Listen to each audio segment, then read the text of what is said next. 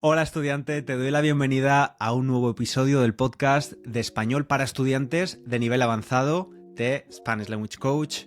Ya sabes que aquí vas a escuchar conversaciones reales en español.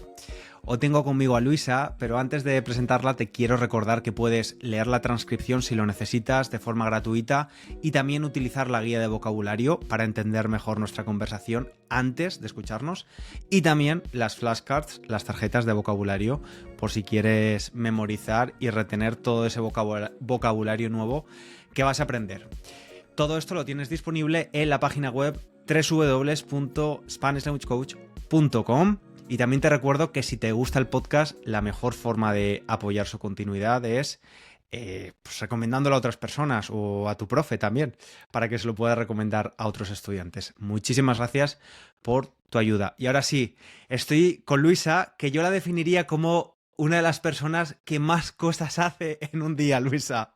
Haces muchas cosas. ¿Qué tal? Hola César, en primer lugar un saludo para ti y para todos tus estudiantes. Estoy encantada de estar aquí contigo, como ya te he comentado antes, el primer podcast que hago y la verdad que me hace mucha Sí, ilusión. Y me tienes alegro razón, mucho. la gente dice que cómo hago tantas cosas al día. Soy una persona que tengo mucha energía y soy, pues, no sé, tengo un motorcillo ahí revolucionado por el cuerpo. Y últimamente a todos mis seguidores les digo la pequeña broma de que todo es gracias al cafelito, que para tener energía hay que empezar el día con un cafelito. Y eso les hace mucha gracia. Sí, que el cafelito es tu seña de identidad, ¿no? Sí, Haces pequeños blogs diarios prácticamente en tu cuenta de Instagram y TikTok, pero siempre empiezas el día con tu cafelito y sí. lo agitas mucho. ¿Esto te dio alguien la idea o surgió de ti? Pues esto pasó de forma inesperada. Yo estaba empezando a hacer mis blogs y empezaba pues contando todo lo que hacía en el día, pues por la mañana desayunando. Y un día me dio por hacer el cafelito y por mover la cabeza. Pues estos días sí que estaba aburrida, ¿qué hago? Y empiezo a hacer el tonto un poco. Lo subí y la gente pues empezó a reírse, le hizo mucha gracia porque mueve así la cabeza, porque hace así el cafelito y otros decían, uy, qué horrible, por favor, ¿por qué mueves la cabeza? No hagas más eso. Entonces yo me di cuenta que eso de alguna manera llamaba la atención, para bien o para mal. Sí, sí, sí, Entonces sí, sí. empecé a repetirlo y la verdad que ha sido una de mis señas de identidad sin buscarlo, sin querer y sin pensarlo, ha salido así. Sí, sí, De sí. hecho, de hecho, cuando voy por la calle y hay gente que me reconoce, yo lo escucho, ellos no lo saben, pero dicen, por ahí va la del cafelito, la del cafelito. Qué bueno. Y Sí, es verdad, Luisa, no sé si cuando empezaste a crear este tipo de contenido en tus redes sociales, es verdad que es un contenido muy bueno para estudiantes de español porque no solo describes y puedes aprender vocabulario, sino que también conoces o explicas muy bien muchas de las tradiciones que existen especialmente en el sur de España donde vives. Y yo, por ejemplo, estoy aprendiendo un montón de cosas contigo, desde gastronomía, tradiciones. Luego, para mí, he estado en Andalucía muy poco y para mí muchas cosas como la Feria de Abril y el Rocío en mi mente era todo un poco lo mismo, ¿no? Y ahora estoy aprendiendo un más, montón contigo. Sí, sí, sí. sí. ¿Por qué para ti imagino que la tradición es muy importante, ¿no? Y vivir todos estos acontecimientos, eventos, ferias en el sur de España, ¿es algo que te viene de familia o es algo que tú has creado? Podría decir que era un poco las dos cosas. Es verdad que me viene de familia. Yo soy de un pueblo y en los pueblos de Andalucía se vive con mucha fe todo este tipo de tradiciones. Todos los años se hacen las mismas cosas. Las personas somos, como se suele decir, animales de costumbre y siempre hacemos las mismas cosas. Y yo sí Mm. que es verdad que en mi pueblo y en Granada, donde yo he vivido cuando era pequeña y adolescente, siempre se han celebrado mucho las tradiciones. No solo en Granada, en toda Andalucía en general, somos muy de ferias, de romería, quizá por el buen tiempo que aquí hace, que acompaña y que nos anima mucho a salir a la calle. Los andaluces somos mucho de salir a la calle y hacer todo este tipo de cosas. Y siempre las he vivido y me han gustado mucho desde pequeña. Y luego, pues, era una cosa bastante interesante para mostrar en mi blog, porque a todo el mundo le llama mucho la atención todo este tipo de folclore.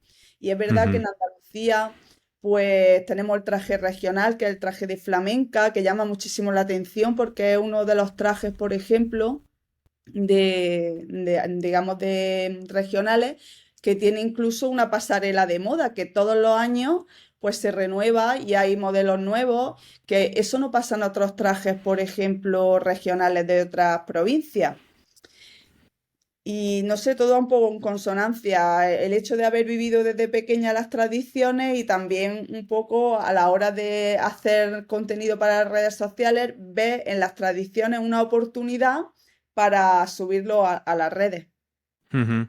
Es Sí, verdad que la cultura y el folclore andaluz es el más representativo de España, ¿no? Porque sí, ¿verdad? el folclore español es muy diverso. Yo soy de Valencia, están las fallas, el traje regional de fallera y de fallero, o traje de Sí, manchega en Castilla-La Mancha. Pero si vas a Madrid, el traje que venden, aparte del tradicional madrileño, que es de chulapa, ¿no? O chulapo, sí, también chula. el traje de flamenca, ¿no? O sea que un poco Andalucía en gran parte representa el folclore español. Sí. Has mencionado romería, feria, luego también tenemos las procesiones. Explícanos un poco qué son estas cosas, estos conceptos. Y ayúdame a mí también porque yo tampoco lo tengo súper claro, la verdad. Sí. Las procesiones se hacen en Semana Santa normalmente, tienen un tono religioso y es acompañar al Cristo o a la Virgen en el tiempo, digamos, de luto que es la Semana Santa. Eso es muy típico. Hay ciudades como, por ejemplo, Sevilla o Málaga, Granada, en general en todas las provincias, que no quiero que ninguna se enfade. En Semana Santa, las semanas, vamos, en Semana Santa, valga la redundancia, esa semana todo el mundo se echa a la calle para acompañar a su Cristo o a su Virgen. Hay diferentes hermandades, cada persona suele pertenecer a una u otra, o a lo mejor a ninguna, pero todo el mundo sale a la calle para acompañar esos pasos en la procesión. Aunque también luego el resto del año hay también procesiones en los pueblos o en ciudades cuando se celebra el Día del Patrón o la patrona. Tienen siempre connotaciones religiosas el tema de la procesión. Ujú. Luego, las romerías están más enfocadas a la Virgen. Es Ah, un, vale. sí, se hacen sobre No todo en sabía. primavera, sí. La romería está enfocada a la Virgen, por ejemplo, la más famosa que tenemos en Andalucía es el Rocío y está dedicada a la Virgen del Rocío, que está en Almonte, en Huelva. Almonte es un pueblo de Huelva. Y, por ejemplo, luego tenemos otra romería muy importante, que es la romería de la Virgen de la Cabeza, que está en Andújar, Jaén. Digamos que la Virgen del Rocío y la Virgen de la Cabeza, digamos que son las romerías por excelencia. Y luego en casi todos los pueblos y ciudades hay romerías pequeñitas. Por ejemplo, en mi pueblo, que es un pueblo de Granada que se llama Montillana, donde yo pasé mi infancia, donde vive mi familia, tenemos la Virgen del Rosario.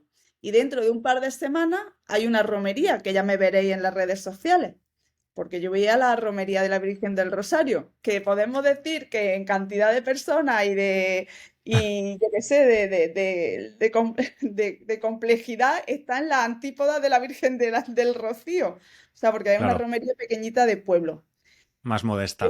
Sí, más modesta. Entonces, las romerías siempre están en torno a la Virgen, porque de hecho a Andalucía se le llama la tierra de María Santísima. Eso Ajá. quizás no lo sepa, No lo porque sabía. por todas las romerías que hay, la devoción que hay a la Virgen María. Las romerías pues son religiosas también. Ujú. Luego están las ferias. Las ferias ya no son religiosas. Las ferias son, digamos, pues una fiesta en cada pueblo, en cada ciudad hay una feria o una fiesta y en las grandes ciudades pues hay un sitio especial donde se montan todas las casetas, que es el recinto ferial, y durante una semana, 10 días, 5 días en cada sitio, pues dura, o sea, el periodo de tiempo diferente, pues allí va todo el mundo a compartir con sus amigos, a comer, a beber, a bailar, a cantar, a lo típico que se hace en las ferias. Normalmente la gente se viste de flamenca y Ujú. los hombres pues se visten de trajes, se visten o se visten de cortos si van a caballo. Y estas no son, no son religiosas, estas fiestas, estas festividades no son religiosas. Y esa es la Vale. diferencia que hay, digamos, entre esos tres tipos de fiestas en Andalucía. Pues fíjate, yo pensaba que la feria sí que tenía algún tipo de conexión religiosa, porque hay algo que en España sí que me llama bastante la atención, que muchas veces la, las celebraciones religiosas también, o sea, hay espacio en la misma semana de celebración religiosa también para la fiesta, ¿no? Porque los españoles tenemos un carácter bastante festivo. Las Fallas mismo, que es una celebración donde sí hay una procesión a la Virgen de los Desamparados, se celebra el día de San José, el día 19 de marzo, pero también todas las noches hay mucha fiesta, ¿no? Que obviamente eso ya no tiene un carácter tan religioso, se mezcla un poco los dos mundos. Es cierto que en la mayoría de los casos se mezclan las dos cosas, porque la Semana Santa, aunque en realidad es un tiempo de luto y de procesiones, luego la gente sale a los bares, sale a comer, sale a beber y sale a hacer lo que tenga que hacer.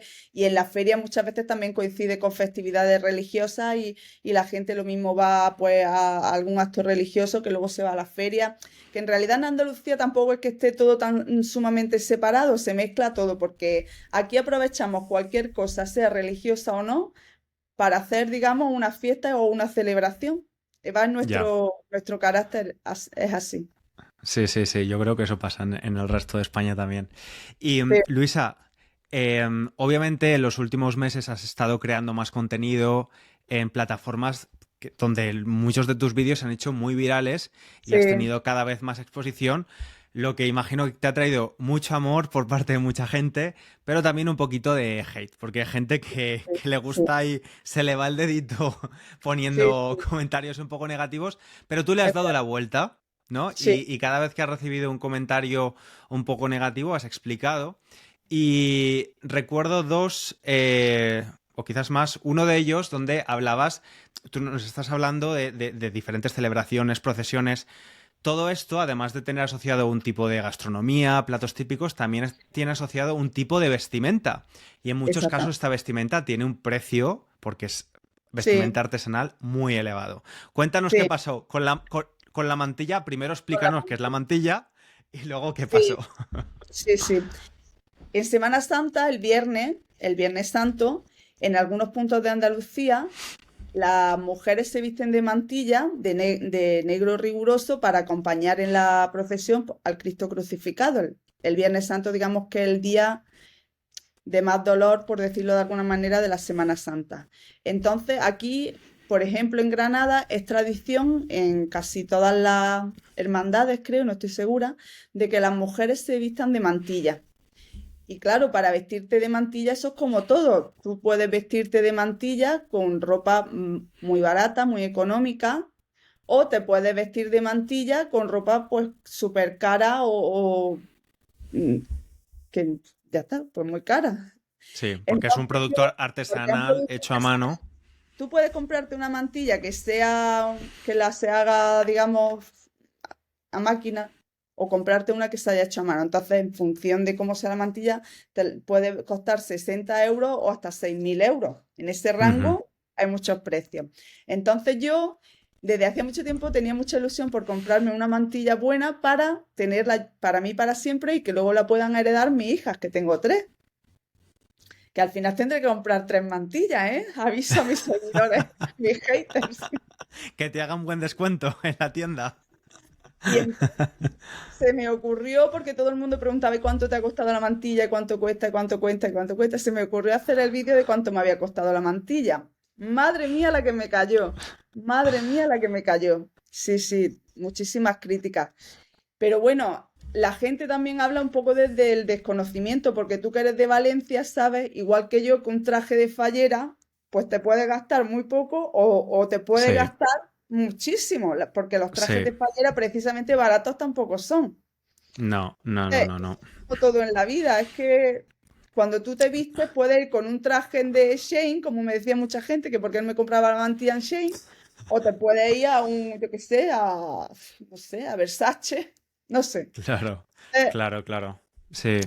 es Yo cuando que vi tu vídeo pensé en las eh, fallas, porque eh, efectivamente el traje de fallera especialmente, cuando está hecho a mano, es un proceso muy artesanal y te puede costar desde 2.000, 3.000, 4.000, 5.000 euros, pero normalmente es un traje que se utiliza durante varios años y luego se Claro, pasa, o sea, por ejemplo, el de mi hermana, ella lo utilizó varios años, incluso cuando se hacía mayor, porque eso se tiene en cuenta que se puede ir sacando el bajo y luego lo está utilizando ahora una de nuestras primas, porque a mi hermana ya no le está, o sea, que es un claro, producto que pasa de hijas de madres a exacto, hijas o entre familia y que además apoya a una parte muy importante de esas regiones, ¿no? Y de la artesanía de esa región, que es claro, parte de la cultura. Es parte de exactamente. la cultura. Sí, sí, sí. Pero bueno, efectivamente, creo que desde fuera puede ser difícil comprender, ¿no? Pero bueno, cada uno se gasta el dinero en lo que quiere, obviamente, eso también. Se Y usa, Luisa, otra de las cosas que hiciste y me gustó mucho es cómo le diste la vuelta. Yo hace poco hablaba de la reapropiación lingüística de una palabra, de un insulto, de la resignificación, y tú cogiste la palabra cateta, ¿no? Que te fíjate, dijeron, te llamaron cateta, y sí, dijiste, soy cateta, además soy orgullosa porque soy una cateta que ha vivido en ciudad, en pueblo y en y en cortijo. Quiero que nos expliques qué es una persona cateta. Quiero que me digas si crees que te llaman cateta por asociación de tradición, religión, catetismo. Eh, y luego también quiero que me expliques cómo es vivir en un cortijo, porque esto para mí también es completamente nuevo. sí. A ver, me imagino que lo de cateta, cuando me dijeron cateta, no sé muy bien por dónde me lo dijeron. Yo creo que era una mezcla, un conjunto de todo, que presumo mucho de mi pueblo, quizá. También quizá a lo mejor mi forma de vestir a la persona que me llamó cateta a lo mejor no le cuadra, o quizá también porque apoyo mucho las tradiciones y las cosas de toda la vida. A lo mejor soy demasiado clásica para su gusto, no lo sé, no lo sé. Ujú. Es cierto que solo dos o tres personas me han llamado cateta. El resto de mis seguidores solo me dan mensajes de alabanza. Lo que pasa es que siempre nos fijamos en los dos o tres que nos dicen o nos hacen un comentario malo. Eso en respuesta a lo primero que me has dicho. Y luego el tema del cortijo, aquí en la zona de Granada, por donde yo vivo, porque cortijo puede tener dos acepciones.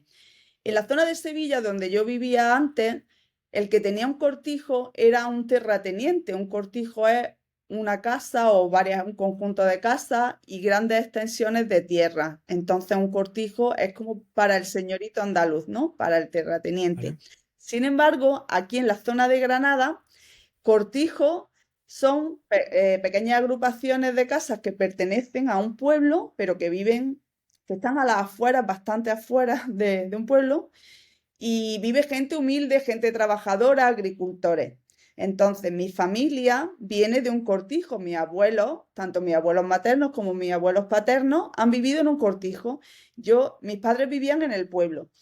Cuando yo era pequeña, mis padres que se iban a la vendimia, que se iban a la aceituna, a las campañas de aceituna o de la uva, me dejaban muchas temporadas en el cortijo con mi abuelo, o en la casa de unos abuelos o en la casa de los otros. Entonces yo he vivido esa infancia de vivir en un sitio de campo con muy pocas casitas la verdad que una infancia muy, muy feliz, ¿no? Muy diferente a vivir en una ciudad, ¿no? A los niños que viven en una ciudad. Luego he vivido en un pueblo. Yo viví hasta los 13 años en mi pueblo y ya cuando tuve que ir a estudiar, cuando ya tuve que ir al instituto, yo ya me fui a vivir a la ciudad y ya desde entonces he vivido en la ciudad o entre el pueblo y la ciudad.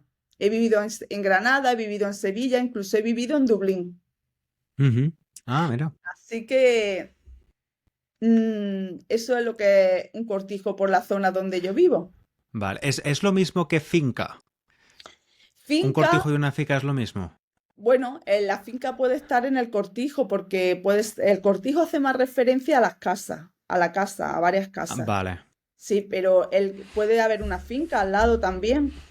Vale, pero Normalmente, una finca es una extensión muy grande de tierra en claro, Andalucía, bueno, ¿no? puede ser muy grande o pequeña, no tiene por qué Vale, ser una finca, una extensión de tierra. Si no es muy grande, pues una pequeña finca o algo así. vale. Es que te lo digo porque yo tengo una anécdota con esta palabra. Sí. Cuando vivía en Barcelona, trabajaba en una empresa y había gente de todos sitios. Había extremeños, andaluces, catalanes, y yo era Sí, valenciano. Entonces yo dije, pues es que en la finca donde vive mi familia, en Valencia, porque yo me he criado en una finca, y sí. los andaluces se me quedaban, "¿Pero tú has vivido, tú no eras de Valencia capital? ¿Cómo que has vivido en una finca?" Digo, pues sí, en una finca, claro. Porque en Valencia, para nosotros una finca es un edificio, es un bloque de edificios. Entonces, Ah, vale. y sí, era muy curioso en ese grupito de españoles cómo pues había un montón de palabras que desconocíamos, ¿no? O cómo llamar las tenis, zapatillas de deporte, que hay como Sí, 5 formas diferentes de decir zapatillas de deporte, ¿no? En el español de España, si ya sí, nos es ponemos con verdad. español de Hispanoamérica u otros países, Sí, y era muy curiosa esa mezcla. Y hablando de español, Luisa, tú también ya eres multipotencial, haces un montón de cosas, pero también das formaciones en oratoria, ¿no? sí.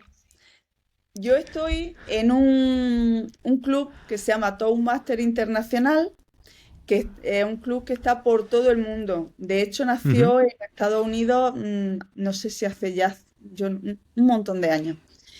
Y lo que nos dedicamos en el club, porque empecé en Sevilla y luego cuando me mudé a Granada, continué en Granada. Entonces es un club para las personas, pues, o bien que tienen miedo escénico, como era mi caso, o personas que necesitan hablar bien en público para mejorar en su trabajo, o personas que simplemente les encanta la oratoria y no tienen otro sitio donde practicarla, digamos. Entonces, nosotros lo que hacemos es que nos reunimos una vez a la semana y seguimos un programa que nos propone todo un máster internacional para hacer una serie de discursos y entre todos nos vamos evaluando y nos reunimos 1 hora y media todas las semanas y así pues vamos mejorando Qué y bueno, practicando nuestra oratoria. Está qué súper bien, bueno. muy Sí, contenta. sí, sí. Yo hice en la uni, Sí, asignaturas de libre elección que eran no relacionadas con tu carrera. Una de las asignaturas que elegí fue oratoria y aprendimos a debatir, a hacer discursos. La verdad es que me encantó. Una de las cosas que recuerdo de los comentarios del profe fue que yo acabé mi discurso, cada persona hizo un discurso durante el curso, y yo sí. acabé con mi discurso con una cita de un autor español, de un escritor español, y me dijo, está muy bien tu discurso, pero idealmente no debes acabar tu discurso, que es como tu cierre final, con las palabras de otra persona, ¿no? Puedes meter la cita en medio, pero al final tiene que ser algo que tú has creado. Y eso se me ha quedado ahí. Pero me gustaría, Luisa, aprovechando que tú te estás formando en esto, que nos Sí, dieses a los estudiantes de español y también a las personas nativas que nos pueden sí. estar escuchando, pequeñas claves para comunicarnos mejor. Especialmente los estudiantes siempre empiezan en la comunicación, una mejor comunicación es precisión gramatical, más vocabulario, pero muchas veces se trata de pues evitar muletillas, ¿no? O tener más seguridad a la hora de hablar, no quedarse congelado, lidiar con el miedo escénico. ¿Nos puedes dar algunas pinceladillas de cómo enfrentarnos a esto?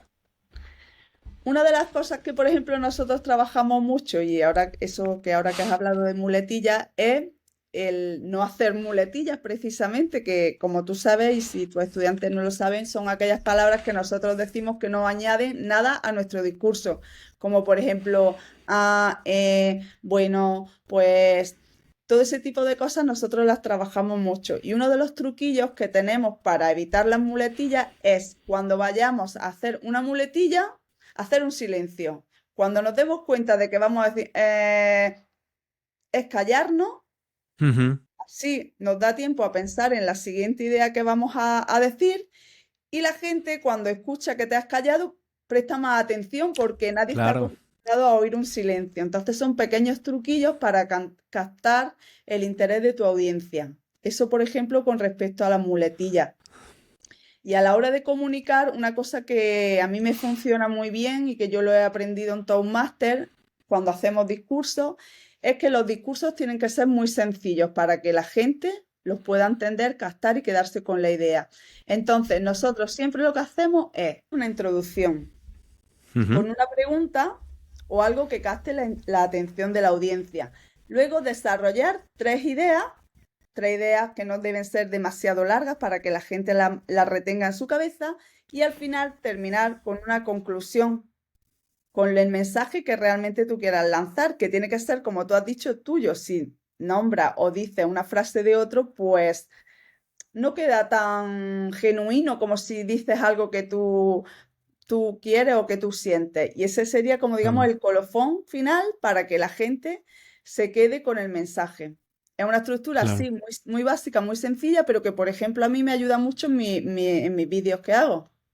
Sí, sí, sí, efectivamente. Porque además siempre tienen efectivamente, un comienzo, haces como una pequeña previa de lo que vamos a ver al final del vídeo, ¿no? Entonces te atrapan y siempre tienen una estructura similar. Y ya, Sí, Luisa, para ir acabando, otra de tus facetas es la de escritora. Has escrito un libro sí, que además está basado en la casa del siglo XVIII que estás reformando. Además, estás muy involucrada en la rehabilitación de esta casa, que es sí, impresionante, ¿eh? Me sí, encantan los suelos, te tengo que decir. Yo he visto que son gracias. súper artesanales, como los hacen Sí, a mano. sí, Cuéntame un poco la idea de este libro, que es para estudiantes de español, ¿no? Está adaptado y con audios para sí. estudiantes de español como lengua extranjera. Pues mira, esto casi me pasó como con el cafelito. Un día, que a mí me encanta escuchar vídeos de YouTube, di con un señor que no me acuerdo ahora cómo se llama su nombre, que contaba en un vídeo cómo había escrito un libro y con la ayuda de Amazon lo había autopublicado con, creo que se llama KDP, no me acuerdo ahora cómo se llama. Y Ujú, entonces a mí yo me quedé alucinada porque yo desde pequeñita había soñado con ser escritora, pero eso lo veía yo muy lejos. Y como ya estaba metida en el tema de las clases de español con mis vídeos de YouTube, y entonces escuché este vídeo y digo, ostras, pues yo quizá puedo escribir un libro así, un libro por niveles, porque yo cuando estaba aprendiendo esto francés, sí, francés e inglés, que son los idiomas que yo he aprendido, yo lo usaba muchísimo, a mí me encantaban. Entonces se me ocurrió la idea, seguí los pasos que proponía este hombre en el vídeo, uno por uno, estuve escribiendo el libro, luego no contenta con eso, porque el libro está, digamos, en un nivel intermedio y en un nivel avanzado. No contenta ujú. con ello, fui un paso más allá y los locuté, los leí con mi voz. Hay ¿cómo se llama? Un código de barra, no ahora no me Un sale este QR, cuadro un QR, código QR. son Ujú. un código QR donde las personas con su móvil pueden escanearlo y ahí pueden escuchar mi voz, tanto en el libro que está escrito, que es el mismo libro, en lenguaje intermedio y en lenguaje avanzado. Y así se me ocurrió esta idea, me lancé, estuve encerrada un montón de tiempo, como todas las cosas que se me ocurren, me obsesiono con ellas hasta que no las acabo, no paro. Y ahí está mi libro en Amazon. Ahí está. Estupendo. ¿Y se De llama? momento, primero, ¿Cómo se llama, Luisa, el libro? Luisa Españolera y la Casa Encantada. Vale, Está ahí. pondré el enlace en la descripción del episodio. ¿Y dónde te pueden encontrar los estudiantes si quieren ver tus blogs diarios o conocer un poquito más de ti? Sí. En YouTube yo tengo mi canal que es Spanoliole, que es con lo Ujú. que yo empecé en redes sociales, podemos decir. Y ahora trabajo mucho en TikTok, luisa.bolívar, guión, bueno, ya lo pondrás tú, y en Sí, Instagram, luisa.bolívar, guión. Ahí me perfecto. pueden encontrar para todos los vídeos, los blogs que subo a diario. Eso, como hemos dicho, no solo para aprender un montón de vocabulario, sino también para conocer parte de las tradiciones españolas y andaluzas especialmente, y parte de tu rutina que, como digo, haces un montón de cosas en tu día y Sí, sobre todo, porque yo he intentado hacer lo que tú haces, no es tan fácil grabarse lo que hace uno durante el día. No sé si tienes ayuda de operadores de cámara porque, bueno, normalmente, imagino que te ayudan, pero es sí. trabajo, ¿eh? Mira, yo me suelo grabar, como mayormente estoy sola, me grabo yo, pero cuando está mi marido por el alrededor o mi hija, le digo, grábame esto, grábame lo otro. Los tengo a todos trabajando todo el día para mí, Claro. que no se enteren. Claro, claro, claro, porque además tienes suerte que tu marido bueno, empezó como operador de cámara, ahora tenéis Sí, la sí, sí, productora juntos, tienes una hija sí, que además es muy conocida en redes sociales, sí. M de Amores, ¿es verdad? M de Amores, sí. Sí, que de hecho yo la conocí a través de un podcast donde la entrevistaron en La Pija y la Kinky, no sé si Sí, sí, conoces tú sí, este podcast. sí, Escuché su entrevista porque escucho ese podcast y luego al tiempo yo te seguí a ti y dije, ostras, pero si son madre e hija, Luisa sí, y esta chica, qué bueno. sí, Pues Luisa, ha sido un placer hablar contigo este ratito. Espero que tu primera experiencia en un podcast haya sido satisfactoria. La verdad que ha sido totalmente satisfactoria, ha sido muy entretenido y ha sido un placer hablar contigo, César. Me alegro mucho, Luisa. Pues un abrazo muy grande. Estamos en contacto. Un abrazo para ti y para todos tus estudiantes. Gracias. Un besito. Adiós. Y a ti, estudiante, muchas gracias por estar ahí. Yo te espero en el próximo episodio con más conversaciones reales en español. Un abrazo. Chao, chao.